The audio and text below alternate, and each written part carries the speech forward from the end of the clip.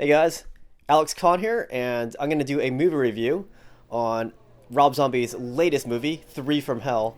And this is the third movie in the House of a Thousand Corpses and Devil's Rejects storyline.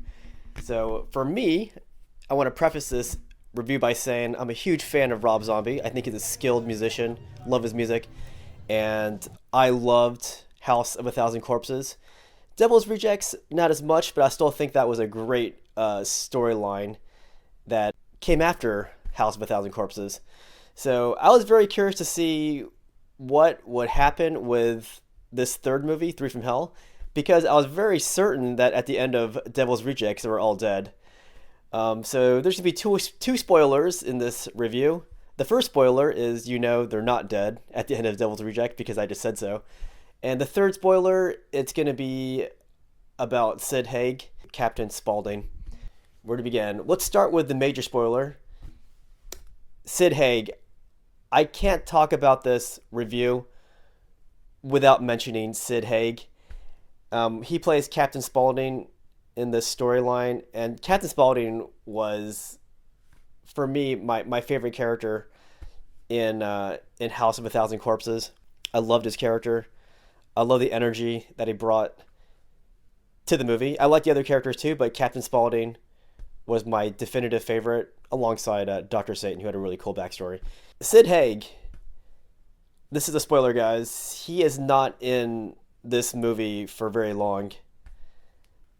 The times that you see him, the actor has become a lot different than he was it like 15 years ago or so many years ago in Devil's Rejects and House of a Thousand Corpses. He seems a lot thinner, and I know from recent facts is that the actor was in ICU in the hospital, so he's having some health problems. And so before the movie even ended, I kind of suspected that his health would have contributed to the lack of screen time that he got in this movie, because let's face it, for me, he was the best character in House of a Thousand Corpses. Still loved him in Devil's Rejects, but to make his character disappear so early in this new movie, it could have only been explained by health problems. And then when they showed the Rob Zombie behind the scenes featurette at the end of the movie, it confirmed what I was thinking, and it was Sid Haig's health problems, which explained why he is not in the movie that much. This movie was greatly affected by the lack of Sid Haig's character. From what I understand, Rob Zombie had to basically redo the story because the major character in the movie is not going to be in that movie that much. So he basically had to rewrite it and then add in a new character, and that's I forgot his name, but it's basically the half brother of Otis. They introduce his character, and he's basically a substitute character for Captain Spaulding. So that's what I want to say about that. As I said, Captain Spaulding was one of my favorite characters in the previous movies, and the fact that he's not in the movie this much, it really hurt the movie a lot for me. So that's not to say that the new character they put in, the new actor they put in for the new character replacing Captain Spaulding wasn't bad. It's just that he wasn't the same. All of the acting in this movie, well, most of the acting in this movie was terrific.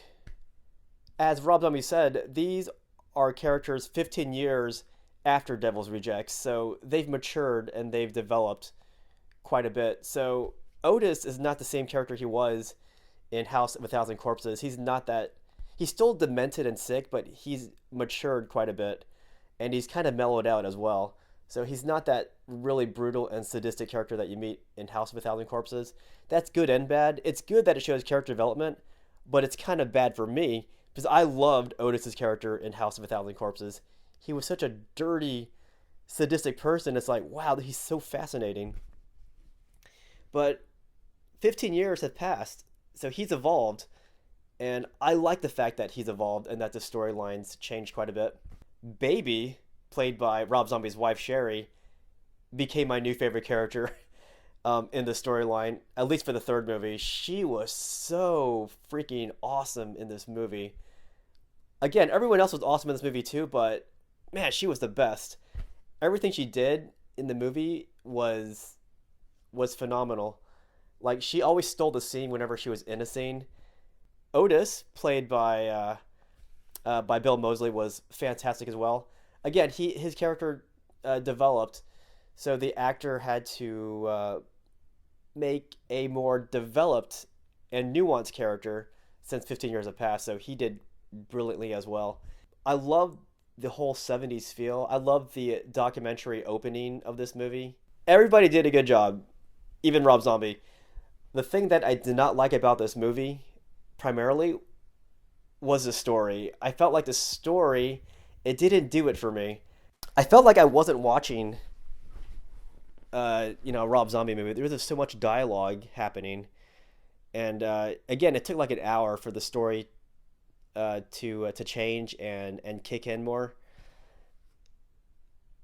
And it wasn't, honestly, I didn't really enjoy the movie as much as I should have, because I'm a huge fan of the first two movies.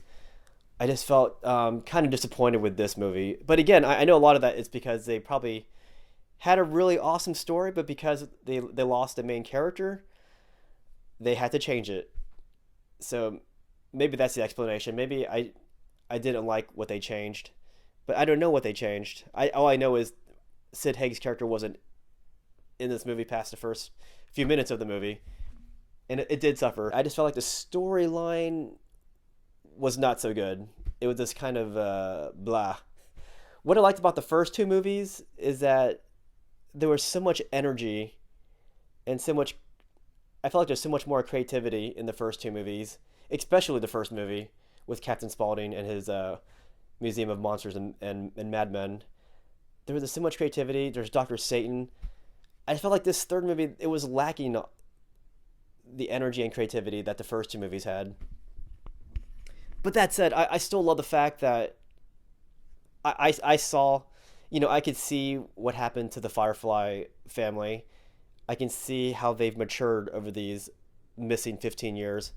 So I love that aspect. I could not watch the first two movies without watching the third movie because it completes the story. Maybe there's room for more story. I want to say I still love Rob Zombie and his movies, and I want to see him make more movies. I just felt like this one was kind of a miss for me, unfortunately. But if you're a fan of Devil's Rejects and you want more story, you got to watch this movie. I love this event. I love the fact that there were 3 nights to watch this movie, and they were doing like special stuff like giving away a limited poster, which I have. I love the whole aspect of watching this with other fans of Rob Zombie and fans of The Devil's Rejects, fans of House of Thousand Corpses. I love that. And I have met 2 of the main actors in this movie. That was Sid Haig and Bill Moseley. Such great people to meet in person.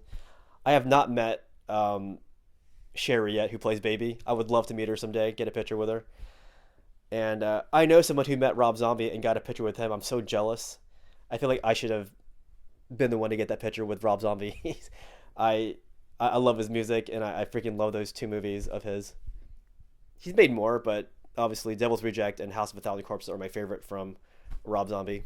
And can I just comment on something? The guy who plays the warden, Virgil... I forgot his name, but it's Virgil. It's Warden Virgil. Like, he did a good job, the actor did, but what were they thinking making him look like Borat? The funny guy. It's like every time I saw this guy looking like Borat, I wasn't sure how to react. Like, was I expecting to laugh? It was just a weird choice with what they did with his hairstyle, and they just made this actor look like Borat, and it was so distracting to me.